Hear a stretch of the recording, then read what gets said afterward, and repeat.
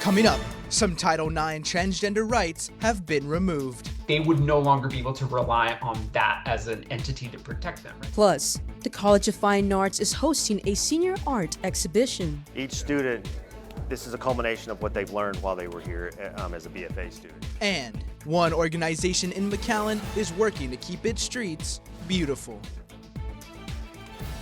KVAQ-TV starts now. Good morning, vaqueros. I'm Dathan Dervino. And I'm Perla Cortez. Today is Monday, April 20th, and this is the 13th spring edition of KVAQ-TV.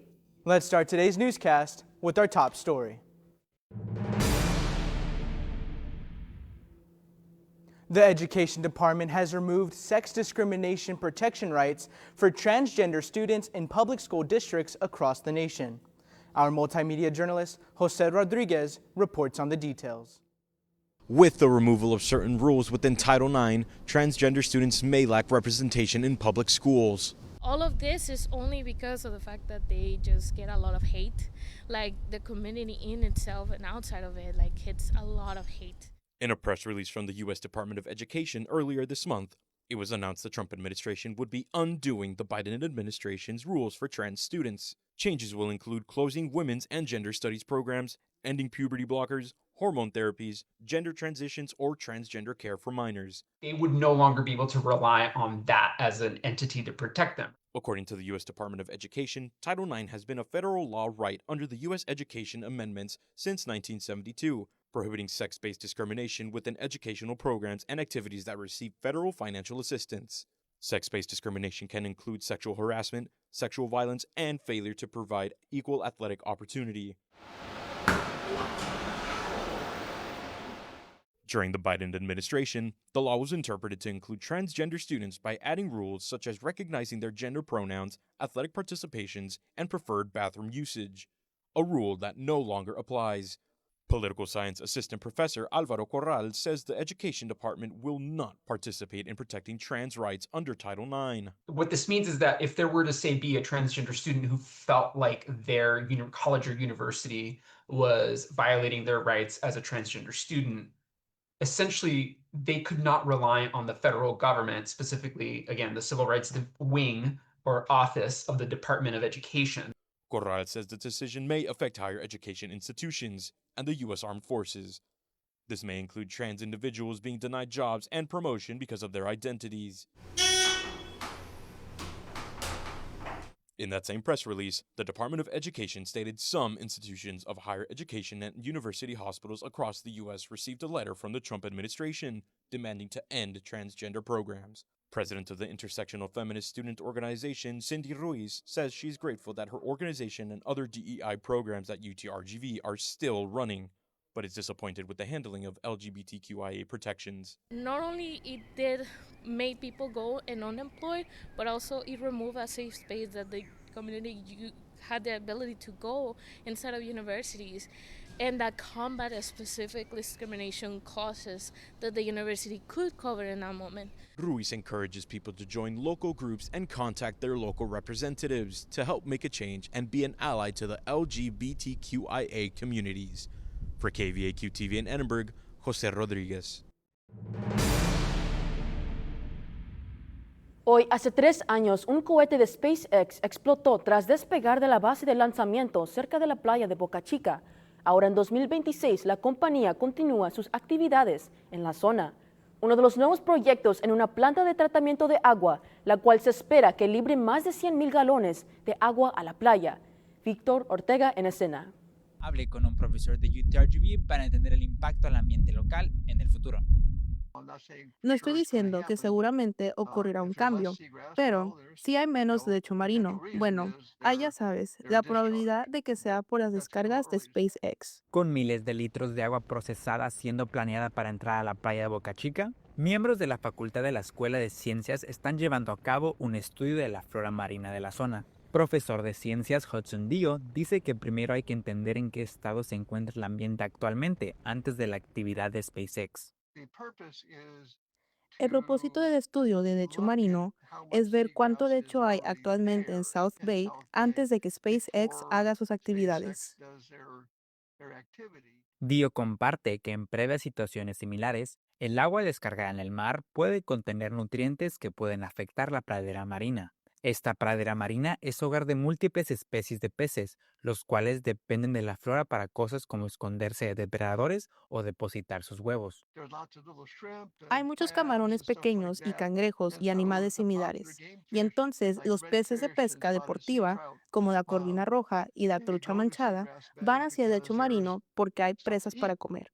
Al ver que la actividad de SpaceX podría afectar la fauna de la playa de Boca Chica, hay incertidumbre entre los residentes que disfrutan de la pesca en la costa. Estudiante de contaduría de cuarto año, Kevin Flores, dice llevar más de 18 años pescando en los alrededores de Bronzeville. Las aguas de Boca Chica son uno de sus lugares favoritos para pescar. Flores dice estar preocupado por el incremento de la actividad de la compañía aeroespacial en el lugar. Entonces va a afectar nuestras poblaciones de peces al dañar nuestra calidad de agua y todo ese tipo de cosas, ¿no? Flores dice que la comunidad local aprecia mucho la playa, al ser un lugar con acceso gratuito y sin mucho desarrollo urbano. Siento que mantener lugares como la playa de Boca Chica abierta al público y en buenas condiciones va a ayudar más a Brownsville que cualquier lanzamiento de cohete. Flores compartió que seguirá pescando en la zona en el futuro cercano. Dio dice que la investigación se repetirá en 2 años para seguir entendiendo el impacto ambiental. Para KVAQ-TV en Starbase, Víctor Ortega. Perspective and evaluation are both important elements to UTRGV's 2026 Viewpointing Senior Bachelor of Fine Arts exhibition. Multimedia journalist Samara Flores with the story. Happening April 22nd through May 5th at the UTRGV Visual Arts Building. The Viewpointing exhibition features various mediums of art, from sculptures, drawings, and paintings, serving as a representation of everything students have learned throughout their time here in the Bachelor's of Fine Arts program. Each student, this is a culmination of what they've learned while they were here as a BFA student. So whatever they put together is entirely based on them. These senior exhibits have no theme, leaving students to create pieces that mean something to them. Political discourse, social injustices, bodily autonomy, and celebration of cultures are all themes that can be found in these students' work. Art is, in so many ways, as social as it is, it's still a very personal viewpoint, and that's part of our job as artists, to kind of document our own existence in the world around us and how we interact with that. This gallery presents students with an opportunity to display the work they've been working on all semester, as well as getting a glimpse into their artistic styles and concepts. Senior BFA student Bo Ryabova presents a piece conveying a message of both control and uncertainty. My piece talks about not being granted peace after death, talks about judgment and just how death are both like uncontrollable things. And it's a self-portrait because I'm terrified of those things, right? The uncertainty of it. So I kind of like created this piece to help like have some control over that. Ferris says exhibits like these allow students to gain experience as gallery artists in order to gain insight into professional presentation, creative process, audience interpretation, and the broader art community. Most students in the BFA program are presented with the opportunity to participate in the exhibit, and it's one of the most important ways for students to gain insight into art as a profession. Senior BFA student Carla Torres Salinas says the exhibit allows students to practice the process of making a piece then preparing it for a showcase, an experience she believes everyone should have. It's just a practice type of thing. Like, I feel like everyone should once experience it on how to be able like go through the whole entire process of making the painting, sculpture, whatever you're doing in the showcase. Like, it just gives you like, okay, this is how much time I need to make the piece. Now, what is the piece represents? I think it just prepares a student, and I think it's super important. Students and community members alike are encouraged to attend the exhibit and get a glimpse into the talent shaping the next generation of the art world. The Viewpointing Senior BFA Art Exhibition will be taking place April 22nd through May 5th at the Visual Arts Building Gallery, located inside the Visual Arts Building in Edinburgh. For KVAQ-TV in Edinburgh, Samara Flores. This week on KVAQ Sports, we interviewed a pair of brothers on the UTRGV football team.